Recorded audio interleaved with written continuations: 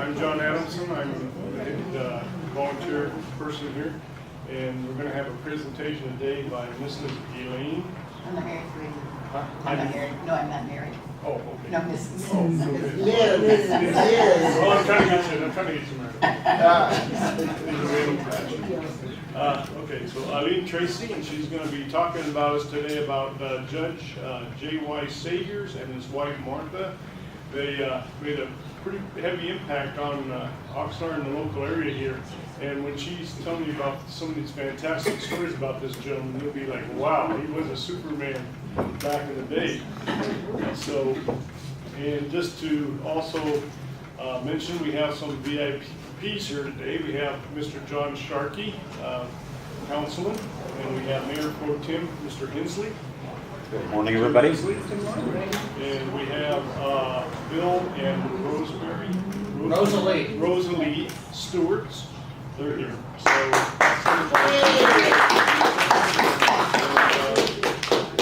let's see. So,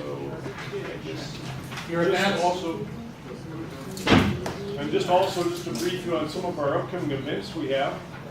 On the 5th of August, we're going to have historian Sherry Grant, and she's going to be talking about Hueneme Indians here. No, Market Street. Huh? Market Street. Oh, Market Street. yeah. Okay, sorry, that's the one after. Okay, Market Street, and she'll be here on the 5th of August at 11 o'clock, and then we're going to have. On the 18th, we're going to have our harbor tour. We just started that up. And to go on this harbor tour, you need to come in and just see a video of the Port Hueneme history here. And it's not a trip by water or in the harbor or by boat or anything. It's just they're going to take you around the van and they'll show you how much stuff really goes on here in the harbor. It's really fascinating. And we have 2 more openings for that on the 18th of August.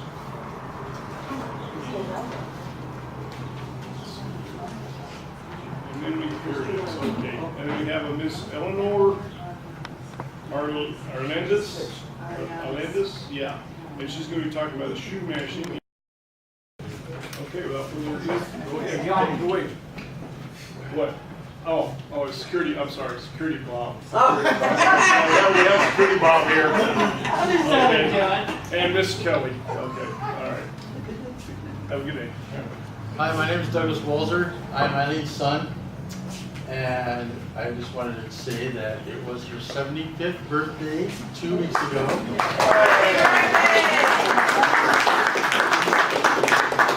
I know I look a lot older. We went to the Ronald Reagan Library and did the whole Titanic exhibit. It was wonderful, wonderful. Yeah. Even during the week, it was crowded. We couldn't believe it. But yeah, this is fascinating. My mom has done so much research that I actually feel like Mr. Saviers is part of my family. So when I get my headstone when I die, it's going to say Douglas Walzer / Saviers. But my mom has done a lot of research on it. She's written a book.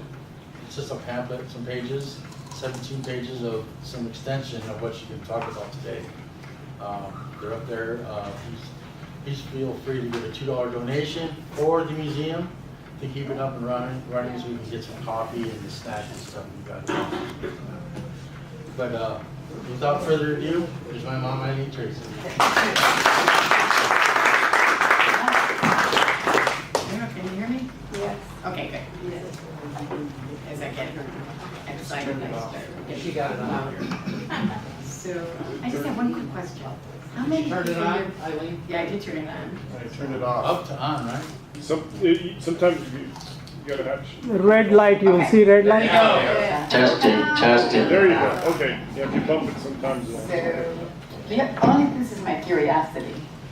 Could you raise your hand if you're a person who has done historical research somewhere? Just as I suspected.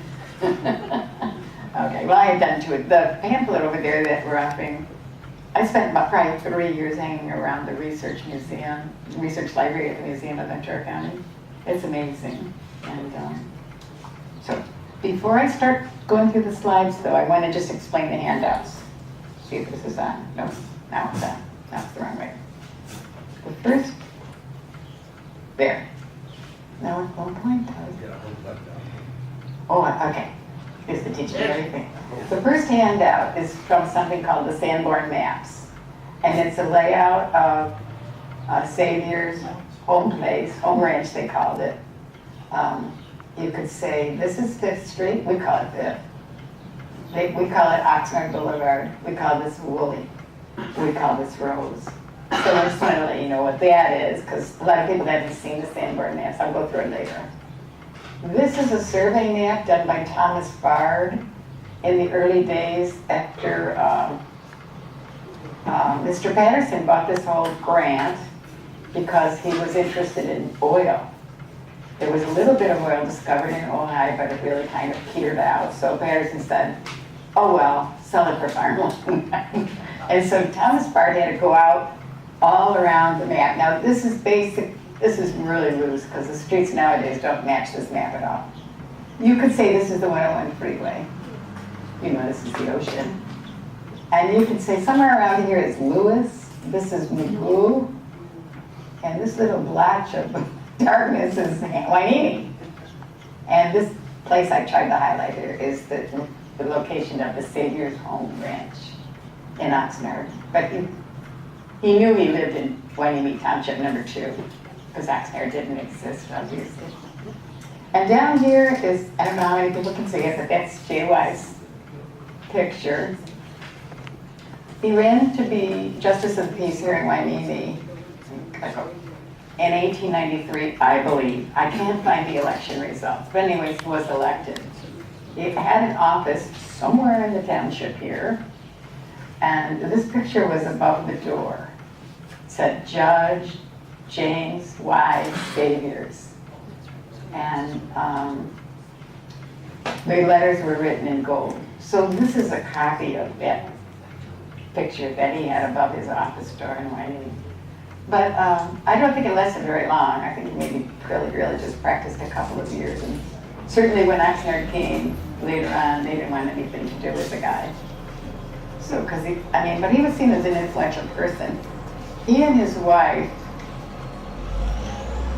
just to give you an idea, distance meant nothing to him.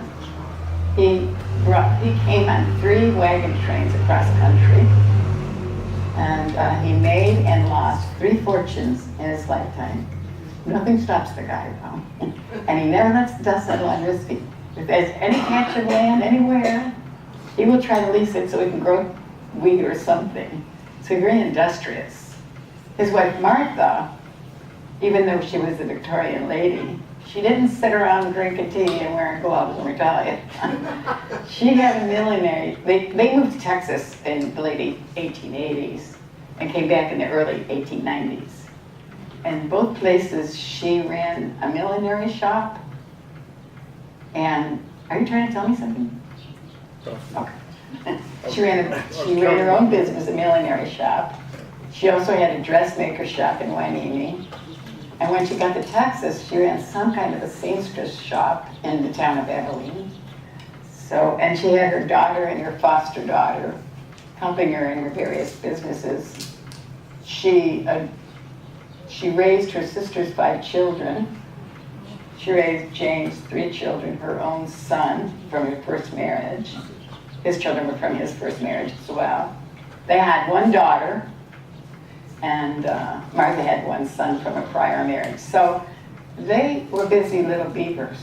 I just want to say that. And I hope to show that to you somehow through the talk today. So, and the only thing I'll point out about Gene Saviors' picture here, wherever you are in the room, he's looking at you. So, let's go on to the first slide, really. Okay, see this timeline. 1824 is when he was born. It was in Ohio. His dad was a veteran of the War of 1812. His mother, Elizabeth Young, was a cousin to Brigham Young, and Youngstown, Ohio, was named after her family.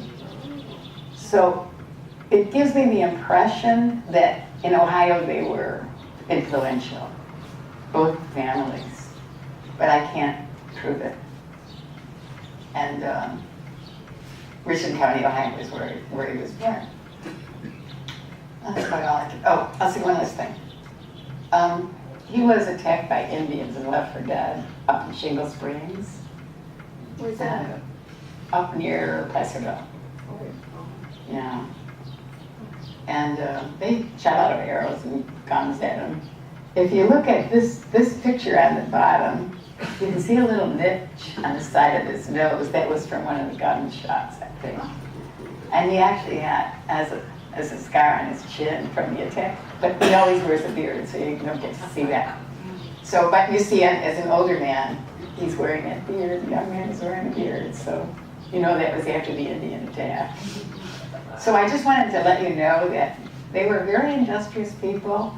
Nothing stopped them. You know, a lot of hardships occurred in their lives, but we just kept on going. And I'll just let you know one last little story to introduce them to you. Sometime in the 1890s, JY developed diabetes, and a not so bright doctor, local doctor, told them that they really shouldn't live together because she could catch it from him. So he moved in with his oldest son's place. She moved in with their daughter. And every day, according to his grandson, they wrote sweetheart notes to each other. I love that. Because, you know, you just think, oh, they were money hungry or something. No, they weren't. Okay, let's go on to the next one, Doug. So his first trip to California, he was 20 years old when he joined this wagon train, and he noticed somehow or other the land here was great, fertile, and I'll just tell you one little story. So he said, well, the men and this wagon train would get together in the evening around the fire, and no one else was allowed. If you weren't part of the group, you weren't allowed in. So at one point, he reached his 20th birthday, and he was allowed into the group. And they had a contest, and they had a beaver's hat. And whoever won the contest would get to wear the hat for the next day. So Saviers sat there, and I think he's a Methodist, okay, I'm not really sure, but he sat on the church boards. There was a couple of different kind of churches, so it's hard to track what he actually was. But he waited, and it turned out to be a liar's contest. So all the guys around the fire told the biggest whopper they could so they could get to wear the beaver's hat. And then after they had all spoken, they said, all right, James, it's your turn now. And he was so timid, and he stood up and he said, I have never told a lie in my life. And he stalked off, but they still gave him the beaver's hat. So I just want to tell you that about his first drive. It was his first wagon train to California. He stayed till about 47. Let's go on to the next slide. I'm not sure it is. And no, he still came back as a single man, but they elected him as captain of this wagon train.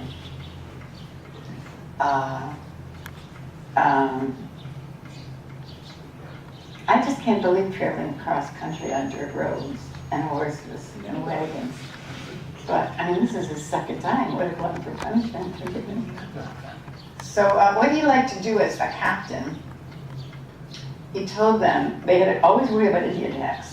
So he said, I'll ride in front of the first wagon, and if you see me raise my hand, I spot Indians. So I want you to circle your wagons, put all the cattle and animals on the inside, and then grab your guns and climb under your wagons so that when the Indians attack, you can attack them back.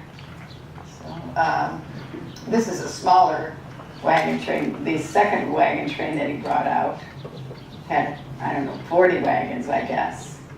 And sure enough, there was one Indian attack. The Indians rode around like it is in the picture there. And they finally were left because they couldn't figure out how they were going to hurt anybody there. So that's the story of wagon train travel. So after this wagon train, so as I said, Willard, age 5, died. Elizabeth, his wife, died in 67, and Mary died. His daughter died in 68 at age 12. So it's not really their headstones, but obviously I don't know where they're buried either. Somewhere around Yuba City, though, I do know that much. So let's go on to the next slide. Mary came down here and he purchased 318 acres from Tom Richard Bard. Okay, I'm going to try to show you if I can do this right. I'm not doing it with any hand. So as I said, this is the rancho that Patterson owned. And I'm trying to, you can't, a lot of you in the back can't see, but I highlighted this one patch in the center. So, and that's Saviors land of 318 acres, I believe. The bottom half, of course, is these 160 acres. And Jake Greaves had the other upper half. Jake Greaves, you know, he was an unknown, he just disappeared. I tried to track him, there was a Jake Greaves down in LA and another Jake Greaves up in Santa Paula, but he did disappear. Apparently he's a religious man because on the home ranch, Saviors family could hear church bells and stuff going off in the morning. So they thought Jake Greaves was a holy man. That's about all I can say, but so I'll just say this, if I could stop shaking, see how nervous I am. We call this Oxnard. No, I can't do it. You want to do it then? Straight up and down. Straight up and down on the left side of his ranch. We call it Oxnard Boulevard. Shaking too. This is our premiere. And the other side of his ranch, go back, is Rose. Somewhere in the center, we call Fifth. The county bought land from all people along that stretch to put in Route 34. I think it's called Route 34. Is that Fifth Street? Yeah, Fifth. But that was later on when the county had more money. And the bottom half of his ranch is woolly. I'll just say this. Many of you probably know that originally this was called Santa Barbara County. And in 1873, Tom Bard and others were influential in separating us and creating Ventura County. So anybody who felt like it could go down to the county hall over in Ventura on what street, I don't know, next to this, we call it the park, and have a road named after them. So Elias Woolley and James Y. Saviors headed on over to Ventura, and that's how we got Woolley Road and Saviors Road. And I couldn't find any other streets named, well, Rose, you know, the place where Best Buy is in Oxnard, that was originally the Rose Ranch. That's a sad story, though. He moved either to what is that town by where Jonathan lives, north of Pasadena. There's a Rose that was in Pasadena, another one in Ventura. But he wasn't gone very long and he committed suicide, so I don't know if he was depressed or what. But that's a sad story. But so anyways, that's how Rose got named. So I assume Mr. Rose added on to the Ventura headquarters and had that street named after him. But originally the settlers were called like a ditch road because as you can see the river at the top, and the German farmers wanted to build a ditch to bring water down to their farmland. Not that they needed that much, because everybody was doing dry land farming in those days with their beets, beans, and barley, as Jeff Mulhart would tell you. And so that's its story. So everybody was buying the land from Bard. So I just want to say this. In those days, the mustard crop was growing 10 to 12 feet. And here's Bard with his mule trying to survey the land. But so he put bells on the front of the animals and a tall feather so he could drink where they were going. So it was pretty rough. And another couple that lived in the southern part put a giant flagpole in their house so they could find it when they went out. So, but as you know, Christian Borchard recognized that the presence of the mustard showed how fertile the land was, and that was a big deal. Before you change that, where it says route of the Santa Clara River to Fort William, I was told by my late neighbor that where J Street is, that used to be where the Santa Clara came down. Well, that's a good point. There are many, many areas that the river came. The prominent one was the Riverland Slough. Do you know where that is? Way east of Oxnard. You can see the Street, right? on Fifth. You can see the sign. Yeah, that was one of the locations. Another one that came straight down to Hueneme. Now where it goes now, but it just wandered around. I guess I don't know what caused it to keep changing river course, but it did. So easily, I mean, the sloughs, I think all probably were riverbeds at one time, but that's just my best guess. Yeah. It had an Italian name, the ditch that ran from Santa Clara to here with the Sciapiatra. Oh, I've seen that in the museum. And that's the name of the restaurant in Ventura. Well, that was the name of the ditch. Oh, no. Well, I guess, I don't know. I'll just say this one last thing because it reminds me. When you look at that map, it seems like when Patterson bought the grant, the whole entire grant, there was 5 soldiers from the Presidio in Santa Barbara Yes. who were awarded this land jointly. Rafael Gonzalez is the only one who stuck around. And so this is my conjecture now. If you look at where we call the 101, he seemed to be selling, we're talking Catholics now, okay? He seemed to be selling all the land along with the 101 to the Catholics. And so therefore Patterson got the rest of it. And if you notice, the original ranches or farms along the 101, what we call 101, the El Conejo Trail, is, Borchard and the Santa Clara Chapel, where we call the Esplanade. That was the Santa Clara Chapel. They moved it across the street to put the mall in there. And if you think about the chapel being where Esplanade is, and then their cemetery is along 8th Street there, and so it starts to make sense why their cemetery is so far from the current chapel. So that's my theory. The Catholics all lived in the top part along what we call the 101, the El Conejo Trail. And I believe, since Rafael Gonzalez was Catholic and they were Catholic, they all bought their land from him. But that's my, kind of say, there's no proof of this stuff. And then where Saviers was along the center of the grant, I noticed Saviers was a Mason. And I noticed he did a lot of interaction with other Masons. Even Faulkner from Santa Paula, he owned some of the government gore land, and he came down to Saviers Ranch to borrow a stone crusher. So I have always contended and still believe that the center is all Masons, the top is all Catholics. The bottom where the Normans came, that was later on, so it was a free-for-all in South Oxnard. So that's how I really look at this land here. And it continues to be, what's that? The old,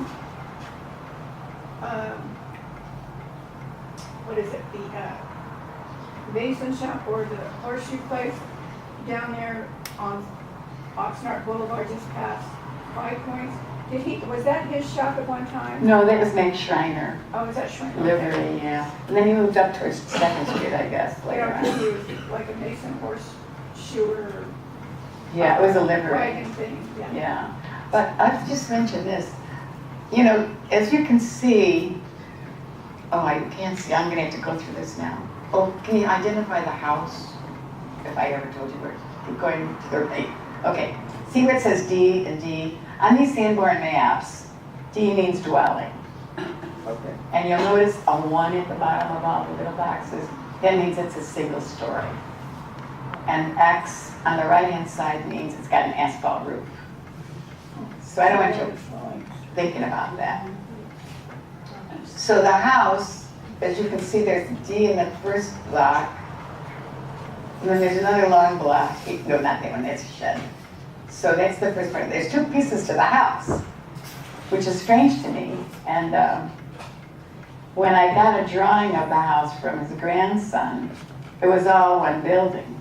There was like 2 rooms, like a kitchen and parlor across the top. And then there was a hallway and porch and bedrooms going all the way down. So the house was built for, and then his 3 sons, so he had the bedroom. Then all of a sudden he married Martha, and her son Henry came, so he just, built a couple more bedrooms. And then they adopted the children of her sister, 5 children, so he put on more bedrooms. And really anybody who needed a place to stay, he could just put another bedroom, and so it was quite long.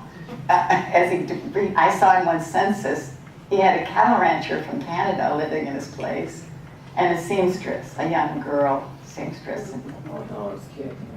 Unmarried, of course, unmarried women could get a reputation if they didn't find a good place to stay, so.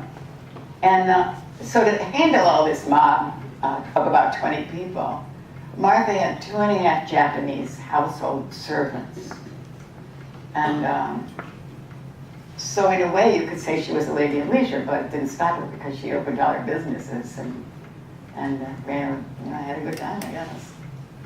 And she, at one point, I still can't figure this part out, she asked JY to give her 41 acres because she wanted to experiment with citrus trees because she was pretty sure she could grow citrus down here. Nobody was doing it at the time because barley, beans, and babies was all they were doing. And so we gave her 41 acres. So this is another puzzle I have. You can see what available land there is on the home place. It doesn't, to me, appear that he could give her 1/4 of his land or whatever it is. However, as I mentioned earlier, he had bought 381 acres and Jay Grease's ranch was above his. And I assume that, I don't know where the 41 acres were, but I assume it was on Grease Park. So, yeah. I just lost my place. So let's go back. This is available to keep me on track so I don't start telling stories. Okay, so this is just a point of information. I see Saviers living in, John Saviers, by the way, living in Camarillo, where Leisure Village is. I think it's called Leisure Village. No, the place where it's across from City Hall. I can't think That of it. was where John originally. John. Oh, good. Thank you for No, helping me John out. had a ranch with the Hartmans. If Yes. he will marry, that will be. And where we have the 101? Pardon? The 101 was where Sarah Young Willard had Below. a boarding house And a stagecoach. stagecoach. Yeah. Oh, thank you. Thank you. Yeah. And that's what I wanted to say. A stagecoach stop. And, I guess there wasn't any houses around there at the time, but the stagecoach came in from Work Park They did. down what we would call the Santa Rosa Road. Somehow we made it down. I don't know how. And then over to the stagecoach stop. The next stagecoach stop was Springville, Correct. which you all know where that is. Springville Road is named after it. And then the next one was in El Rio at Simon Cohn's General Store. And then across the river and out to Montalvo, I guess. I just bring up this stuff because I like to know it, so I figured you all like to know it. And the first stagecoach ran from LA to Santa Barbara in 1868. Oh, I didn't know that. Thank you very much. Yeah, I like to put historians around because it's like a treasure hunt where, you find, you go, oh, this is interesting. And then you read something entirely different. When did Saviers come home from Texas? Well, it could have been 90, 92, 93, we don't know. So I don't know. I find it kind of annoys me when I read excerpts from the family members. Are there any descendants of Saviers here today? No hands went up and say, it seems like when they put their stuff out on Ancestry.com, they put it Judge Saviers, because Brother John, as soon as Ventura cleared out of Santa Barbara in 1873, there was an election, Brother John ran for Justice of the Peace. So he was in the county a Justice of the Peace, and that was really, he didn't seem to be much of a farmer like James was. So, he did his Justice of the Peace. He had a little drinking problem, I understand, too. But he was a jolly old guy, and both were easygoing fellows that people liked. Johnny, when he was drinking, was a little more engaging, I guess. So, but you know, they made out. Anyways, that's why I put that picture there. And that's really all I can say. So now in 1872, he marries Martha. And she brought her son Henry. And Martha, okay, I have to tell you a little bit about Martha now. She was raised in Waltham, Massachusetts. Her father, Henry Polly, was a foreman at what became the Waltham Watch Company. Okay. Oh, see, I'm a poor person, so I don't know anything about the watches, but after running, it was a great watch company. And so the people who owned a lot of stock in the watch company was the Kellums. And so Martha was a Kellum. So actually, when she came, after being born in Waltham, the Kellums sold out all their stock in the watch company. They all jumped on a ship, went down to the Isthmus of Panama, rode donkeys over the mountains for 3 days, jumped on another ship whenever showed up, and came up to San Francisco. So the Kellums had all that money, and they opened a high-class, I guess you could call it a department store, probably a general store in those days. And I guess the gold miners weren't interested in the high-class goods because they went broke. Now, even today, so then they all went down to Oakland. And today you can look at the residents in Oakland. You see a lot of Kellums up there, which surprises the heck out of me. Apparently there was a lot of Kellums. I didn't know how many. And that's why they went to, because a lot of people moved from San Francisco because the Transcontinental Railroad was supposed to go straight into Oakland. I don't know if it does or not. I really don't know that much about the trains. So that's a little story about Martha. So, okay, so first she married David Beasley, a man from New York who was a prospector and also a blacksmith. Somehow, now he was a mason. Her father was a mason. As I said, James was a mason. So I get a feeling like her father was running around the Mason Lodge matching her up with husbands. You know, because they were all 20 years, they were all their father's age. And they all were, you know, kind of had money. So, Martha married David Beasley, David Beasley, who was a blacksmith in Mendocino County. And a year later, she had her baby, Henry. I guess she wasn't happy, so she divorced him. This is unusual for a Victorian lady, but that was okay because her father had he had opened the first flour mill in Sacramento, and their home was about 3 or 4 blocks away. And one night, somehow there was an explosion at the flour mill, just as they sat down to dinner, and some metal piece, giant heavy metal piece, flew up in the air across the blocks, came down, this is literally documented by this grandson, came down through the roof. They were all sitting at the dining room table, crashed down through the dining room table, and nobody was hurt. Now that sounds like a family story, right? It's a little too hard to believe, but anyways, it's documented. And so that was the end of the flour business in Sacramento. Henry was a spitfire. He loved a good fight. He was a Republican. And he was messing around with the vigilante committees in Sacramento at the time. That was before they went to San Francisco. And he wrote in one of the books down here, you see, a quote saying, even the vigilante committees did good work. And as far as he knows, the only ones they ever hung was a Democrat.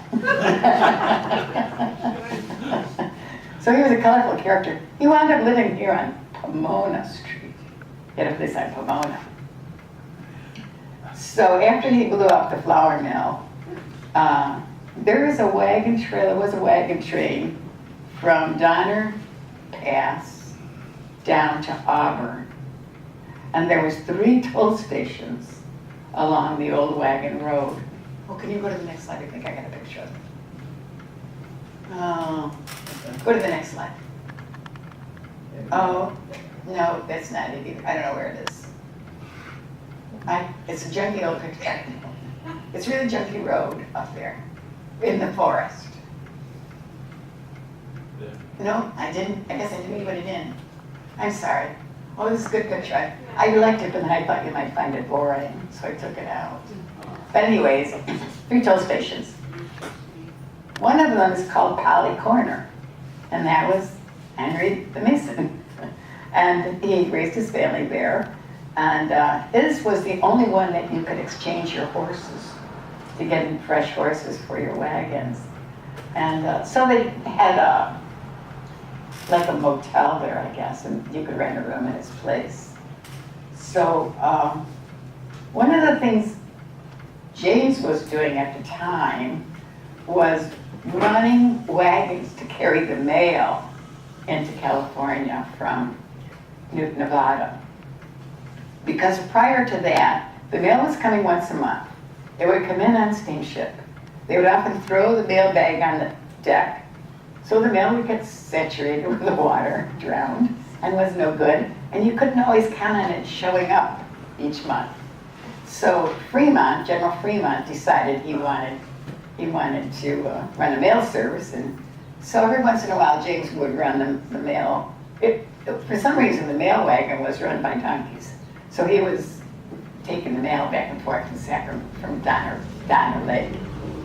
And my theory is that's where he met Martha, and being a Mason, and he couldn't help himself, I suppose. But eventually, Martha and Henry went in with James, and she married James. And that was the end of divorces and death in the family, because they both lived a long life together, really. So, too bad I didn't put in the wagon. I probably had it in, I have another timeline for Martha, but I figured I would talk too much, it wouldn't have enough time. Oh, I gotta get going. Okay, so this is another little local story. Because, James could not help himself.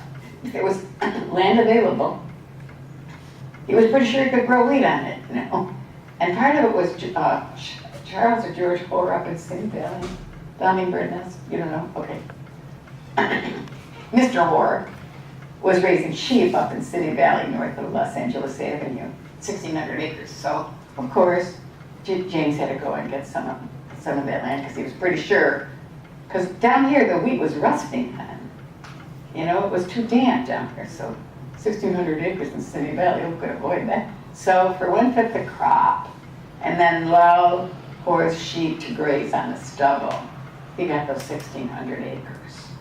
So he didn't have to put any money down. And that's all I can say about this slide. Okay, now, in early California, droughts and floods changed the entire economy. Every so often, you can count on that. So there was terrible droughts in this area, right? There's a drought. Right, because it was so sad. All the cattle, not all the cattle, some people drove their cattle clear over to the Colorado River. The drought was so bad. And all the sheep were dying. And down here in Hueneme, they would put the bodies of the sheep on rafts and float it out to the ocean. Because, they were rotting away here. It's a very sad story. And so anyways, in 1888, I guess I'll go into a whole other story now. Even though he bought his land from Bard, and Beverly knows this, and there was a contest court, it was contested because all the squatters around here, we call them squatters, not to be confused with bums. It was a legal thing in those days. Claimed. Now I think I really have to take that. No, not that. Oh, the pointer. So I just want to show you this. Let's pretend that. Let's pretend that this is where the chapel is in Camarillo. So now you draw a line from the chapel to Magoo. And that's what Tom Bard thought was the land that he owned. Or what the squatters thought was you draw the line from Catholic Hill down to Hueneme. Well, there's a lot of land land in here that's contested, right? Okay, just want you to understand that. So the squatters, you know, kept suing. Well, it was settled early, but lawsuits kept flowing in, and they didn't actually settle until 1888. Some of the land that was being disputed was land that James Saviers had purchased. And so that was a good excuse to leave California and go down to Abilene, Texas. And so he had his fortune for that he made here, and he bought 1,000 acres in Abilene, what we call Abilene, I guess, around there. And yeah, I know I'm trying to hurry up, you know, I'm sorry, folks. I told too many stories, I think. So go back to Abilene. So his deal down there was, there never was enough land for wheat. So he'd bring in the first wheat crop, 1,000 acres. It was selling for more than any other crop at the time, and made a lot of money. Well, why not buy another 1,000 acres and put in more wheat? So he kept doing that for 2 or 3 years, and then giant hailstones, which apparently happens in Texas, the size of a snowball, wrecked the whole wheat crop. So that was his third fortune that he lost. So he came back to Hueneme. I have it documented. They were living on Main Street between 2nd and 3rd. There was no, we don't picture it because there is no second and Main right now. But, and that's when he did the Justice of the Peace thing. And then,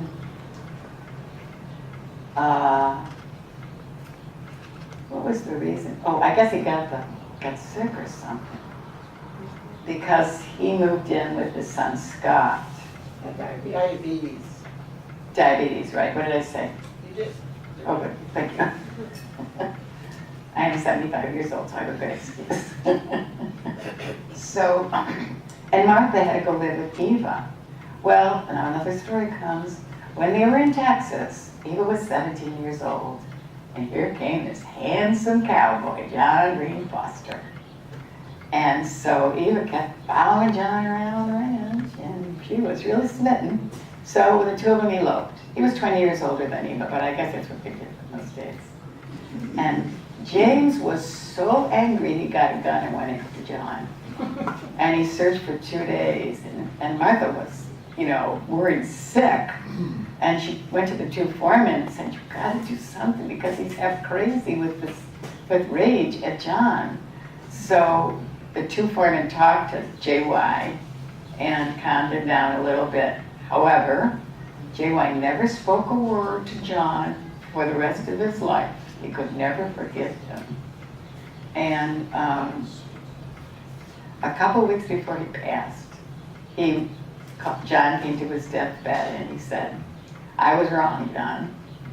Because apparently John turned out to be a good husband to Eva, his daughter, but John was not sure. He was a cowboy, you know, and then he would work for the parks or something.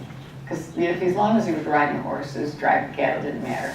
He was happy. And so this problem is, they moved from place to place, from Ventura to Nordhoff, which I know you all probably know is Ohio, and then to out in the Mojave Desert, and they eventually went back to Texas. So not too long after that, John passed away, and Eva was there with several children, which she raised by herself down there.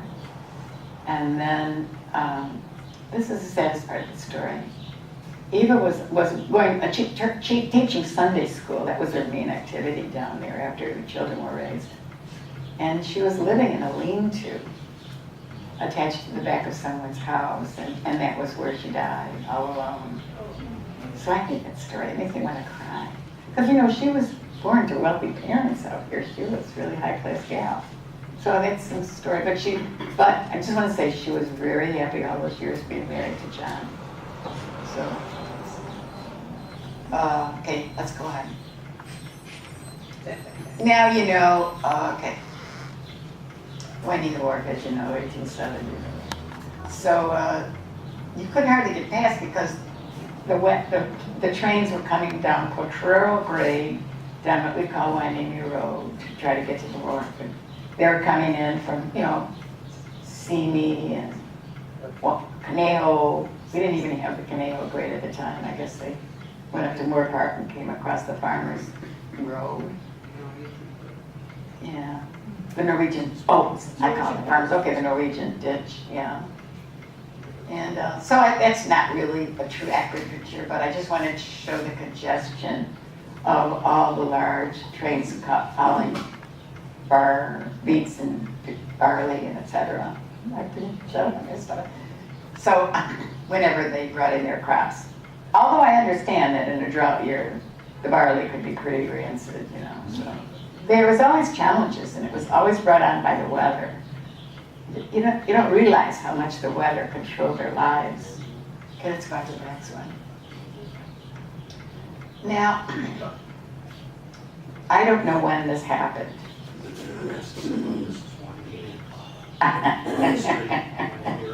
Thanks, Gary.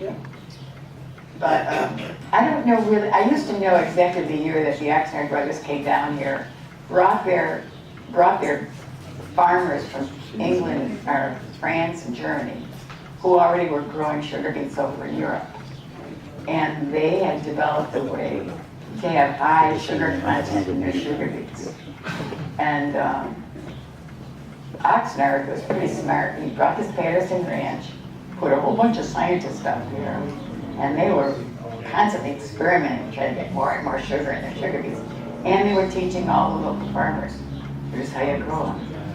So I don't know when this was for Saviers, okay?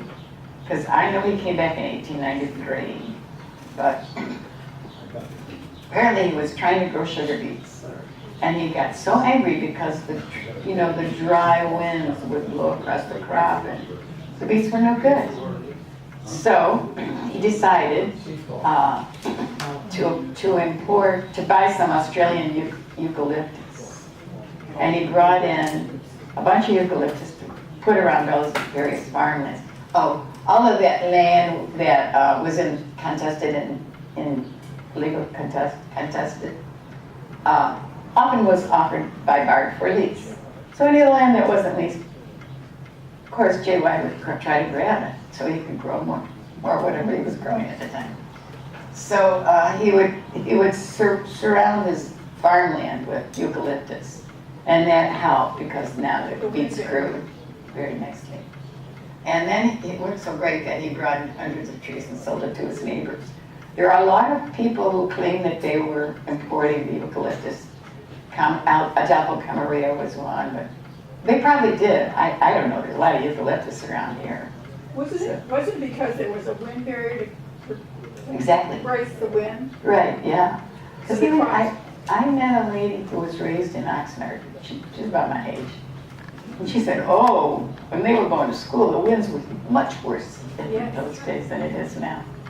That's so interesting to me. I don't know what we did to stop them, but apparently when there was no trees except one sycamore, I guess, or sycamore and one, I don't know, two kinds of trees out here. You can imagine how the wind could gather forests and just get the dust devils going, and it must have been pretty bad. Well, we had the Santa Ana winds too in those days. Yeah. I mean, that was pervasive throughout history. Drying out the sugar beets. Yeah, it dries it out. Yeah. And the fog would come in and the moisture would hurt Rust. the barley. Yeah, putting rust, yeah. They're so dependent, so close to the weather and the earth, than we are. Let's go to the next slide. I'm going way too long. So, I just want to bring this up, They were living, as I said, on Main Street, 2nd and 3rd, until the fire came in 1894. It was in the paper. Burned down several buildings. There's a whole story. I think it's in a little booklet about where they go in after the Chinese laundry. Somebody was trying to set fire on purpose to burn down the Chinese laundry. Or they couldn't remember who decided to set the Main Street fires. But the whole Main Street in those days, all buildings were wood, as you know. And incidentally, around here there was no trees, so there was no wood. There's a little wood in Carpinteria, but the early pioneers quickly cut down all that forest. So then they were bringing them down by ocean. What about all the oak trees? Wasn't there oak Well, trees? that was probably in Thousand Oaks, but not here. Because, you know, this place submerged twice in the 1800s. The entire Oxnard Plain submerged. If they got a big tidal wave and the river was flooding, depending on the course of the river, yeah, the whole plain would flood. So it was different in those days. Anyways, I just wanted to bring up the Hueneme fire. I have another question. Is Main Street in what now is Oxnard Boulevard? That's a question for Larry. Main Street is Seaview, which is down the street. Next street down. Is Seaview? Seaview So is we Main got our Street. market, we our market maker. Broad Street is now called Hueneme Road. Okay. 4th Street was Ventura Road. Yeah. Thank you. We need to get our logistics straight. Go on to the next one. Yeah, this is, okay, at one point it was said that he had the largest barn in the county. If you look kind of to the left of this picture, you see a barn. Was that a large barn? I don't know. Anyways, that was the only picture I could find of their home place. And I know it's not Jay Wise, it's Scott. Okay, let's go on to the next one. Da da da da da, you made it to the end. Presentation. I'll just say one quick little story here. So we came down to Oxnard and got picked up 2 houses, and I found this in the city directory on East 6th Street. And if you looked at that map, East 6 aligns with where the original farmhouse was. He wrote to Eva and her family and said, please move back here because, you know, he was dying.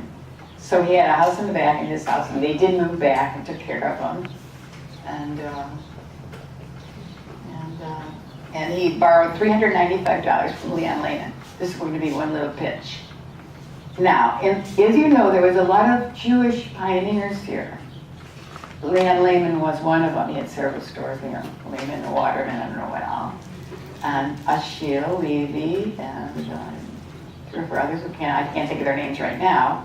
And come back here on the October 28th. I'll be here because they're going to talk about the Jewish pioneers. And they ought to be really good. You have a storyboard right there, right straight back. Right. And Leon Lehman, according to Saviers' grandson, was Mr. Moneybags of Hueneme, even though Ashiel was doing his commodities brokerage. So he loaned $395 to Saviors to buy furniture for the 2 houses. And then Eva came and took care of me. He lived in the back house. And the grandson says that Lehman was really one of the really movers and shakers of Hueneme. I'd never known that before, and that surprised the heck out of me when I read it. And so he died about 80 years old. Pretty exciting life, don't you think? Yeah. So that's the end of the story. When he died, was he supposed to be wealthy when he died? No, that's why he borrowed the $395. Yeah. I was busted. Didn't bother him one bit. So his last wealth, and he didn't get any more. And his family paid off the debt to Leon Lehman. So, yeah, that was good. And John came, oh, sorry, I'm going to stop telling stories now. Anybody wanting to ask questions, Eileen will stay around and answer a lot of your questions. And Doug Saviors.